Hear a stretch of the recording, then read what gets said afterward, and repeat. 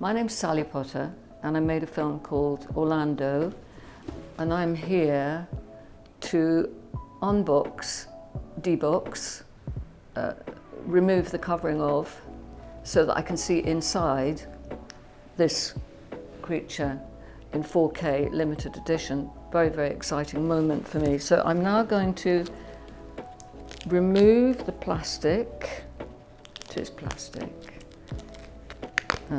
without destroying the beauty of the object within. Here it is, this painting of Tilda Swinton being Orlando. Now, let me see what is within. Okay, inside this book-shaped object, which is in fact something that turns into something else, out come two things, actually multiple things. This object, which contains these two discs, they in fact represent the digital restoration of the film that was originally shot on 35mm by Alexei Rodionov, the great Russian cinematographer. Restoring it frame by frame, image by image, color by color, line by line, was a wonderfully interesting process, because it started by watching the 35mm print projected on a big screen, and then really talking through and calculating what was the digital rendition true to the original colors and intentions. But of course it's a slightly different way of looking. It's like looking through a door into the film, I think. So that's what you find there, is the fully restored 4K version of the original film I shot on 35mm. Now here we have, first of all, the script. A script that is covered with my notes and doodles that tend to be on all the bits of paper that go eventually to make up a script, if you have a paper script, which I certainly did when I made Orlando, and I continue to have paper scripts actually.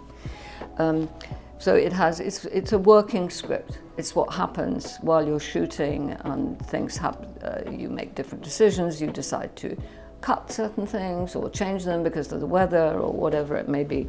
So this script that you would then have in your hands is really the same kind of script that I was holding in my hands while we were shooting the film. Interesting to look back at. Here we have, first of all, essays. One, so to speak, prefaced by me from book to screen, which is really what I wrote about how it was to adapt such a classic work of literature into something that would work for the screen, which requires both a kind of elasticity with the original work, staying true to the spirit, but being prepared to be a ruthless editor of the original text in order to be as true to cinema as Virginia Woolf was true to the novel. I tried to have her whispering in my ear throughout the process, which was long.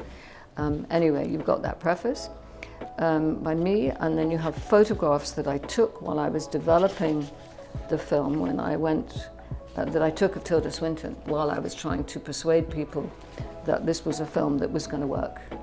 It was a film that nobody thought would work. So I thought, well, let me take some photographs as if I've already made it, and it looks like they're pictures of a production. So I did that, and people were fooled. In fact, they thought it was pictures of a production. We hadn't made it yet, but it was like a preview in photographs. And then there are essays. There is an essay by Somé, a wonderful writer, Coming Across the Divide, Orlando 30 years on. It's actually slightly more than 30 years now, I think. There are some storyboards, and there are things about the design, photographs during the process of making the costumes and working out the design. A wonderful photograph of Quentin Crisp, semi-dressed in his crinoline as Queen Elizabeth I. Then there's costuming Orlando, beyond time and gender. The costumes, of course, were designed by Sandy Powell. This was her first Oscar nomination for her work with costume, and she did an amazing job. The color palette was inspired by the book, by words of Virginia Woolf, who divided the different eras into predominant color palettes, and I followed that through as a design principle. Joanna Granero has written this essay called Costuming Orlando Beyond Time and Gender. Then we have here poster. Again, I'm going to hide behind this. It's lots of things to explore. I'm actually rather looking forward to exploring it myself and finding out things that I'd forgotten all about. I hope you're going to enjoy exploring it as much as I just did, opening it for the very first time.